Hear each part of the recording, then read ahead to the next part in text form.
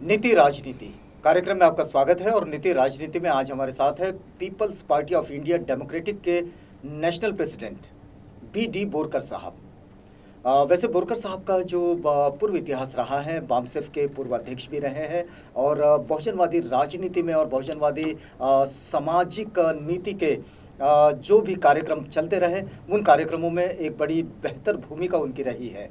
लेकिन इस बार भंडारा लोकसभा निर्वाचन क्षेत्र से इन आम चुनावों में उम्मीदवार भी हैं। तो बी.डी. बोरकर साहब से ये बातचीत शुरू करते हैं।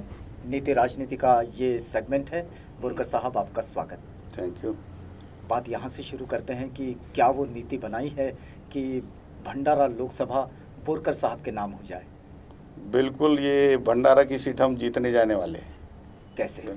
ये इसलिए कि मेरे सामने मेरा जितना पब्लिक लाइफ का अनुभव है, इस लेवल के लोग वहाँ खड़े नहीं हैं। पॉलिटिशियंस तो है जी, लेकिन जो सोशल मूवमेंट के बारे में सोचने वाले लोग हैं, क्योंकि पॉलिटिक्स ये एक साधन है। पॉलिटिक्स, बाकी लोग सिर्फ पॉलिटिक्स कर रहे हैं और हम, बाबा साहब ने भारत के संविधान में हमारे अधिकार लिख के रखे हैं, उसको हासिल करने के लिए राजनीति कर रहे हैं। ये फ़र्क है। और पिछले 70 साल से न तो बीजेपी वो अधिकार हमारे लोगों को दिलाने में कामयाब रही और न ही कांग्रेस एनसीपी। पीपल्स पार्टी ने वो क्या मुद्दे उठाए हैं कि जिन मुद्दों के द्वारा लोग पीपल्स पार्टी का हिस्सा बने? आप ये देखिए कि पीपल्स, इस देश की जो आर्थिक नीति है जी, ये बहुत मायना रखती है। और डॉक्टर बाबा साहब अम्बेडकर ने भारत की संविधान में आर्टिकल 38 और 39 में ये क्लियरली लिख रखा है कि इस देश की आर्थिक नीतियाँ जो बनानी होगी वो अल्टीमेटली इस देश में इकोनॉमिक इक्वालिटी इस्टेब्लिश्ड हो, इसके लिए नीतियाँ बनानी चाहिए। लेकिन आप देखेंगे कि पिछले 70 साल से जो इस देश में आर्थिक नीतियाँ बन रही है, तो आप देखेंगे कि दिन ब दिन गरीब गरीब होते जा रहा है और पैसे वालों के पास पैसा जा रहा है। और बीजेपी के समय में पिछले 5 साल में तो ये तो मतलब ये खाई जो है ये बहुत ज़्यादा हो गई है। लेकिन जब से हम आपको देख रहे हैं आपका सामाजिक कार्य में और राजनीति में, तो अभी पॉलिटिकल पार्टी जो आपने बनाई है पीपल्स पॉलिटिकल पार्टी, उसके बाद आप राजनीति से संबंध रखते हैं, लेकिन सामाजिक डायस पर बामसेफ के द्वारा जो मुद्दे उठते रहे वो भी राजनीति से प्रेरित रहे। और इस पूरी स्थिति में ये जो 1990 के बाद से जो स्थितियां बनी या फिर उससे पहले भी जो आर्थिक नीतियां देश में चलती रही, तो ऐसा इसका विरोध या फिर इसकी रोक के लिए कोई खास भूमिका तो नहीं रही? नहीं, आप देखिए, इस चीज़ को समझना जरूरी होगा जी, कि इस देश की सत्ता अगर आपको पाना है तो सत्ता पाने के लिए एक विचारधारा से लोगों को पहले बांधना होगा। अगर लोग एक विचारधारा से बंधे हुए नहीं हैं तो आप ये देखेंगे कि खिचड़ी बनती है। फिर अभी बन रही है खिचड़ी, 2 खिचड़ियाँ बन रही है और लोग ये बोल रहे हैं या तो ये खिचड़ी खाओ या तो ये खिचड़ी खाओ। वो खिचड़ी से हम अपने समाज के अधिकार नहीं हासिल कर सकते। लोगों के विचारों में अगर परिवर्तन कर लेते हैं तो एक कायम रूप से हम अपने समाज को सत्ता में ला सकते हैं। और ये काम हम करते आ रहे हैं सामाजिक आंदोलन के माध्यम से। और अभी वो स्थिति आ गई है कि एक साइजेबल समाज ये बात को समझ चुका है कि भाई जब तक हम मतलब फुले अम्बेडकर के विचारों से राजनीति नहीं करेंगे तब तक हम सत्ता में नहीं आ सकते। और वो काम जिस संगठन से मैं निकला, जिसके बारे में आपको जानकारी है, आपने उल्लेख भी किया, वहाँ हम यही सीखे। और बाबा साहब ने खुद कहा है कि भाई एवरी पॉलिटिकल रिवोल्यूशन प्रेसिड्स बाय ए सोशल रिवोल्यूशन। तो हमने काफ़ी समय दिया उस काम को करने के लिए। और आप देखेंगे कि आज पूरे इंडिया में हमारी पार्टी 100 के करीबन सीटें लड़ रही है। तो ये ओवरनाइट नहीं हुआ। लेकिन जो आप जिसको राजनीतिक विचारधारा कह रहे हैं, फिर आप कह रहे हैं कि फुल अम्बेडकराइट्स विचारधारा के आधार पर खड़ी पॉलिटिक्स कह रहे हैं, तो इस आधार पर तो आरपीआई की भी पॉलिटिक्स रही, इस आधार पर बहुजन समाज पार्टी की भी पॉलिटिक्स है, इस आधार पर बीआरएसपी भी लड़ रही है, इस आधार पर अम्बेडकराइट पार्टी ऑफ इंडिया भी लड़ रही है, इस आधार पर वंचित बहुजन आघाड़ी भी महाराष्ट्र में लड़ रही है। तो इन सारी स्थितियों को देखते हुए आप ऐसा कैसे कह सकते हैं कि एक निश्चित विचारधारा पर काम करने का ये वक्त है और वो वक्त नहीं था? नहीं, आप ये देखिए कि ये जिन लोगों के, जिन पार्टियों के आप नाम ले रहे हैं जी, तो वो तो आप सब जानते हैं कि वो फुले आम्बेडकराइट विचारधारा की राजनीति कर रहे या नहीं कर रहे। जो बाबा साहब के आंदोलन से रिपब्लिकन पार्टी निकली या बाबा साहब ने शुरू की, वो लोग तो आज बीजेपी के साथ बैठे हुए हैं। ये तो आपको भी पता है, रामदास आठवले तो वहाँ जाके बैठा हुआ है। और ये जो अपने नागपुर से जो लोग निकले हैं वो भी बीजेपी के साथ बैठे हुए हैं, या तो कुछ कांग्रेस के साथ बैठे हुए हैं। अभी मैं कल अपने कॉन्स्टिट्यूएंसी में प्रचार प्रसार कर रहा था, तो यहाँ जो कवाड़े साहब है वो तो एनसीपी का काम कर रहे हैं। तो जो कांग्रेस का काम कर रहे हैं या जो बीजेपी का काम कर रहे हैं, तो हम कैसे कह सकते हैं कि वो मतलब बाबा साहब के और फुले साहब के आंदोलन की पार्टी है करके।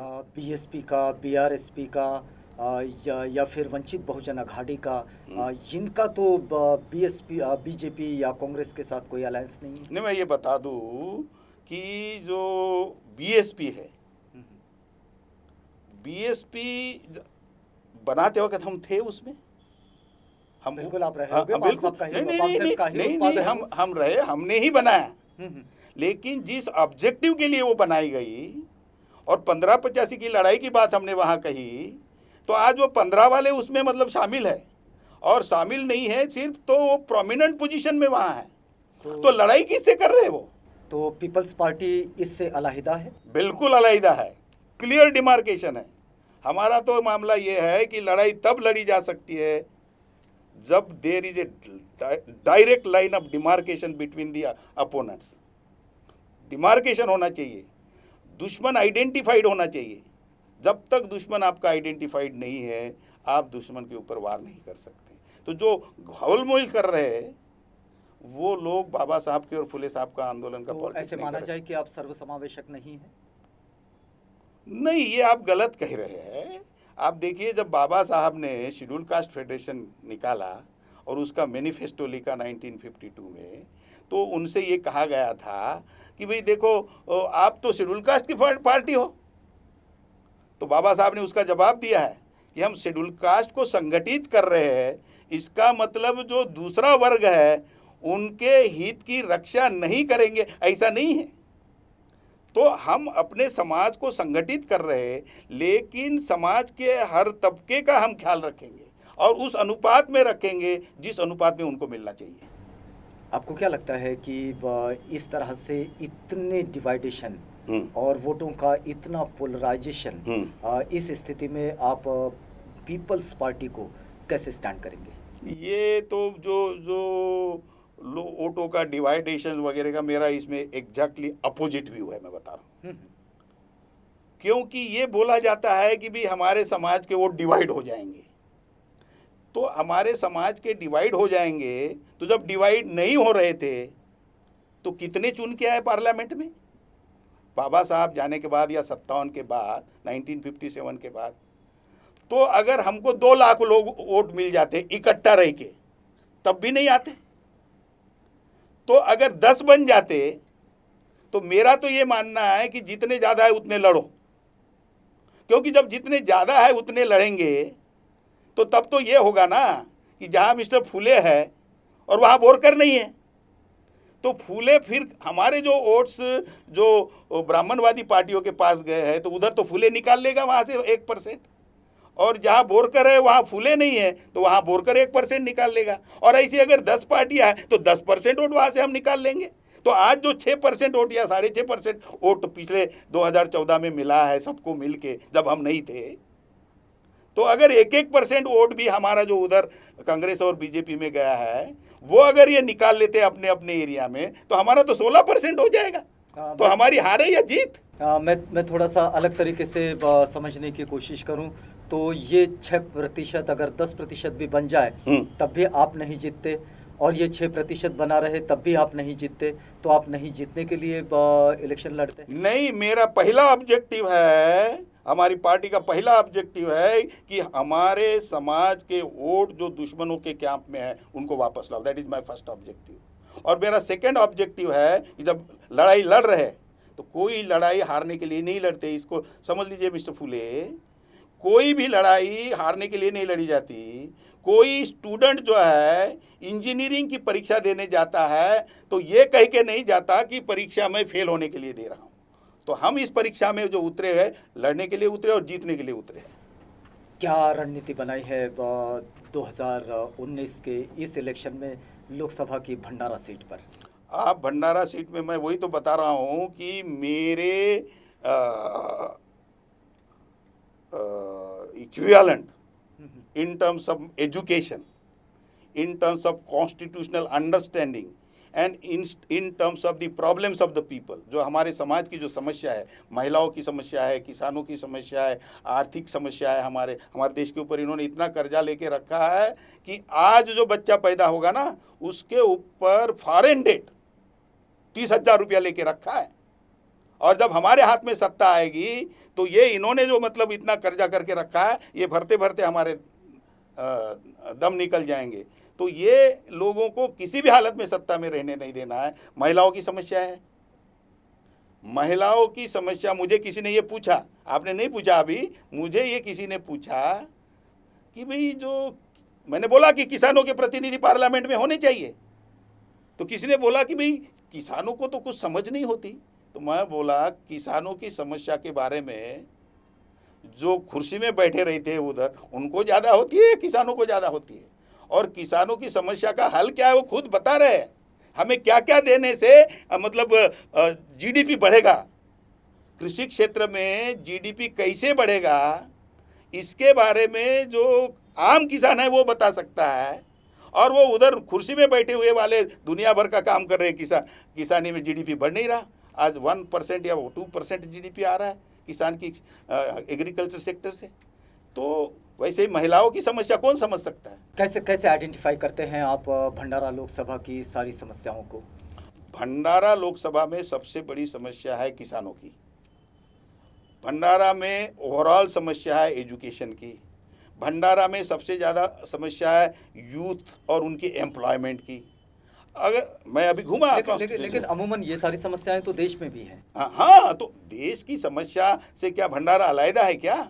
इन्होंने तो एग्जिस्टिंग गवर्नमेंट और पहले कांग्रेस की गवर्नमेंट 60 साल, इन्होंने इस क्षेत्र में काम नहीं करने की वजह से ये जीवन के हर क्षेत्र में और पूरे भारतवर्ष में ये समस्या फैली हुई है। और इसको अगर ठीक करना है तो जब तक हम लोग सत्ता में नहीं आते, ये लोग कुछ नहीं देने वाले हमको।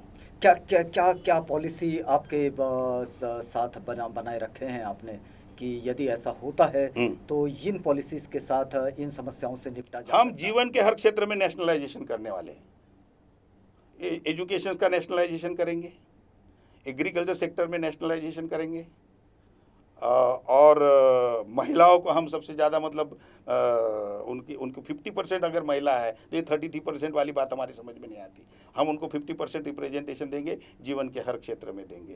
कंसोलिडेशन ऑफ लैंड है वो हम करेंगे। बाबा साहब ने खेती का कंसोलिडेशन करने के लिए कहा, कोऑपरेटिव फार्मिंग करने की बात कहा। ये सब इश्यूज जो है ये हम लाएंगे। फार्मर्स को सीड्स और इम्प्लीमेंट्स उपलब्ध करा के हम देंगे at the cost of the state. तो डेफिनेटली इससे जो एग्रीकल्चर सेक्टर में एम्प्लॉयमेंट जनरेट होगी। लेकिन अब तक की पॉलिसीज में जो एफडीआई बढ़ता चला गया, इस स्थिति में एफडीआई इतना बढ़ा हुआ है और उनके साथ बहुत सारी इंडस्ट्रीज, बहुत सारा जो इंडस्ट्रियल सेक्टर है वो बड़ी मजबूती के साथ खड़ा हुआ है। अगर आप एफडीआई को कम करना चाहेंगे या फिर नेशनलाइजेशन करना चाहेंगे अपने यहाँ पर, तो इन सारी चीज़ों पर इसका क्या प्रभाव पड़ेगा? आप ये देखिए, अगर देश में एफडीआई बढ़ रहा है, अगर ये सच है तो एम्प्लॉयमेंट क्यों नहीं जनरेट हो रही है? अगर फॉरेन डायरेक्ट इन्वेस्टमेंट इंडिया में आ रहा है तो इंडस्ट्रियल सेक्टर बढ़ना चाहिए, और इंडस्ट्रियल सेक्टर बढ़ना चाहिए तो एम्प्लॉयमेंट जनरेट होना चाहिए। लेकिन अभी जो फिगर्स आए हैं, गवर्नमेंट की तरफ से जो फिगर आए हैं, वो सबसे ज़्यादा अनएम्प्लॉयमेंट रेट अभी है 7.6 से ऊपर चला गया, पिछले 46 साल का से भी ज़्यादा चला गया। तो ये जो है ये सब फ्रॉड है। जो भी चीज़ें वो कर रहे हैं, जो भी वो बता रहे हैं। तो भारत में एफडीआई नहीं है? नहीं, भारत में एफडीआई आ रहा है, लेकिन जो एफडीआई आ रहा है तो काय के लिए आ रहा है? तो उसके साथ एम्प्लॉयमेंट भारत का नहीं हो रहा है, किसी विदेशी लोगों को एम्प्लॉय मिल रहा है? भारत में एम्प्लॉयमेंट नहीं बढ़ रहा है ना, डाटा आपके सामने है। मतलब जो टेक्नोलॉजिकल एडवांसमेंट हुआ है और उसकी वजह से जो हमारे जैसे देश में जो बहुत ज़्यादा एम्प्लॉयमेंट की ज़रूरत है, वहाँ एम्प्लॉयमेंट जनरेट करने के लिए जो स्थिति वो करनी, जैसे एग्रीकल्चर सेक्टर है, 70% लोग इस देश के एग्रीकल्चर के ऊपर जी रहे हैं। तो ये एफडीआई जो जहाँ आ रहा है वहाँ नहीं आना चाहिए, वो एग्रीकल्चर सेक्टर में आना चाहिए। तो एग्रीकल्चर सेक्टर में अगर एफडीआई आता है तो एम्प्लॉयमेंट ग्रास रूट पे जनरेट होगी। आज हमारे लड़के ग्रेजुएट और पोस्ट ग्रेजुएट हर के खेती कर रहे हैं, और वो खेती करना नहीं चाहते तो घर में बैठे हैं, माँ बाप के बदौलत खाते हैं और निठल्ले बैठे हुए हैं। ये कोई अच्छी स्थिति है हमारे देश के लिए? लेकिन ये जितना फ्रेश आ रहा है और जितने बड़े मॉल आ रहे हैं, हाँ। जहाँ पर वेजिटेबल्स बेचा जा रहा है, हाँ। ये तो कृषि के क्षेत्र से आ रहा है। हाँ, तो क्या रेट से आ रहा है और क्या रेट से बेचा जा रहा है? मतलब किसान को जो मिलना चाहिए वो किसान को नहीं मिल रहा है। They are throwing their produce on the road.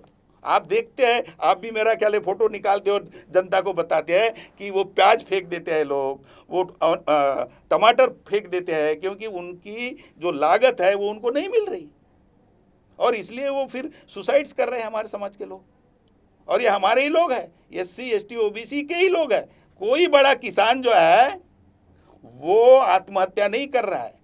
जब ये आत्महत्या होती है और पैकेज मिलता है तो पैकेज भी वो लेता है, इसको नहीं मिलता।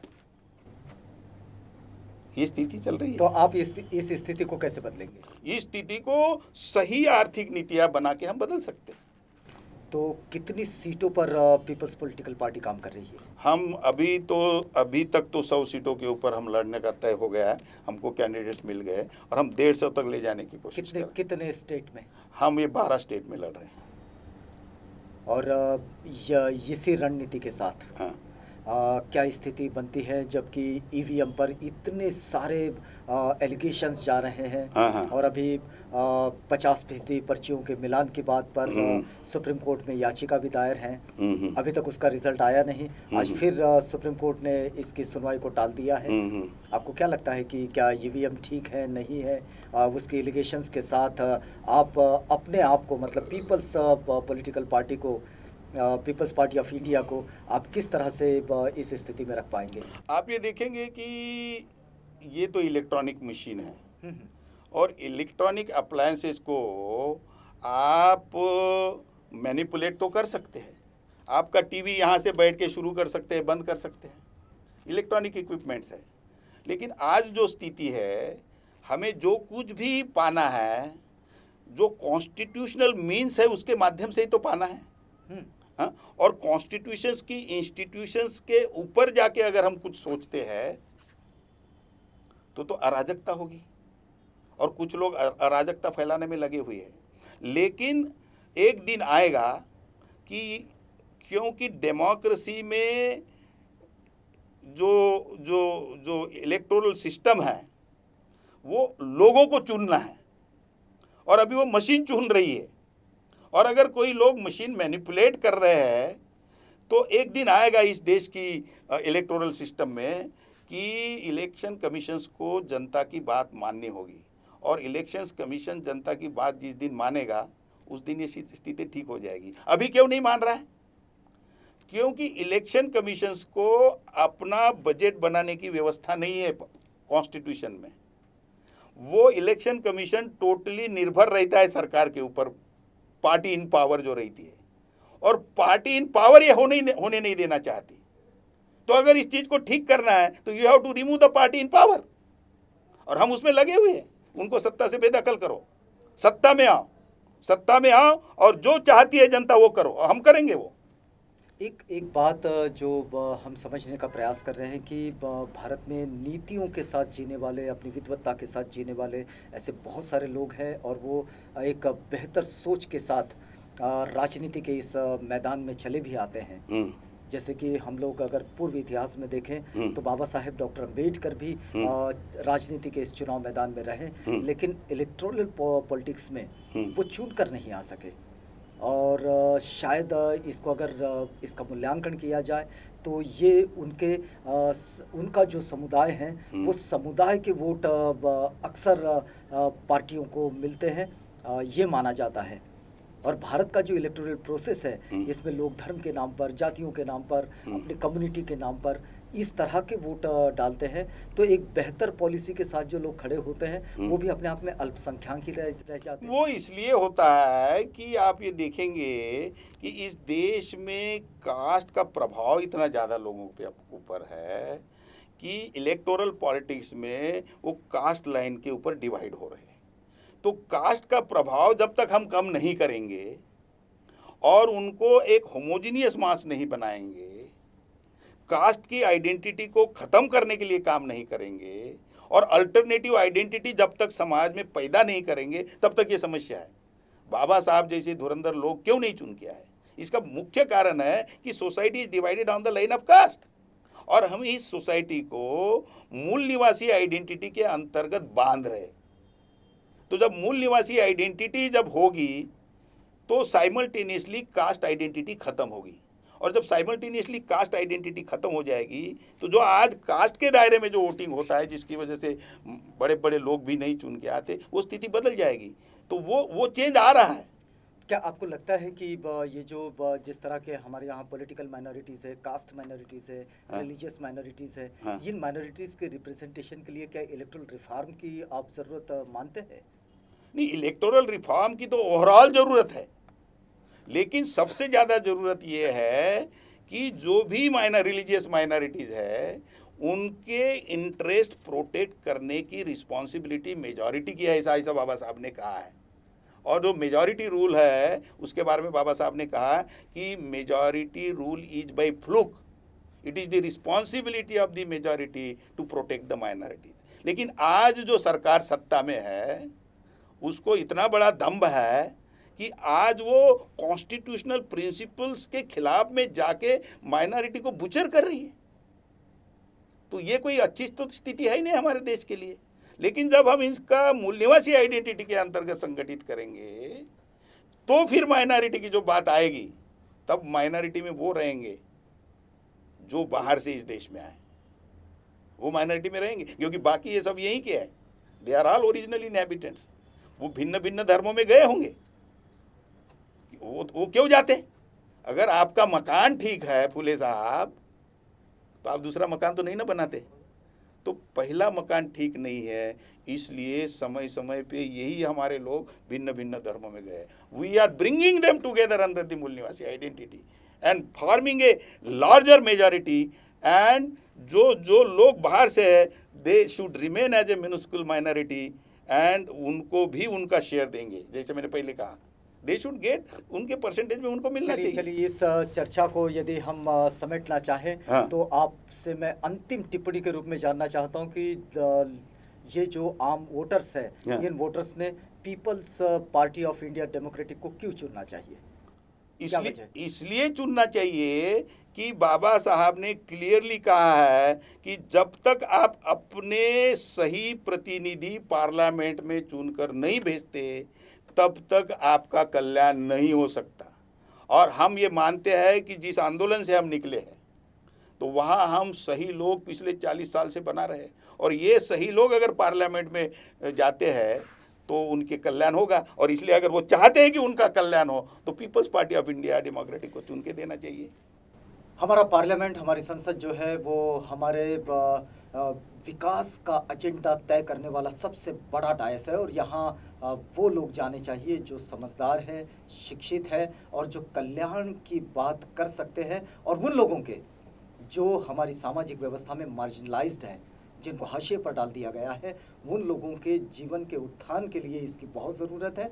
और peoples party of India democratic के राष्ट्रीय अध्यक्ष बी डी बोरकर साहब इस समय नीति राजनीति में हमारे साथ थे। बोरकर साहब, यहाँ पर रुकते हैं, आप हमारे साथ आए, आपका बहुत धन्यवाद। आप बने रहिएगा आवाज़ इंडिया के साथ, प्रोग्राम आगे भी जारी है।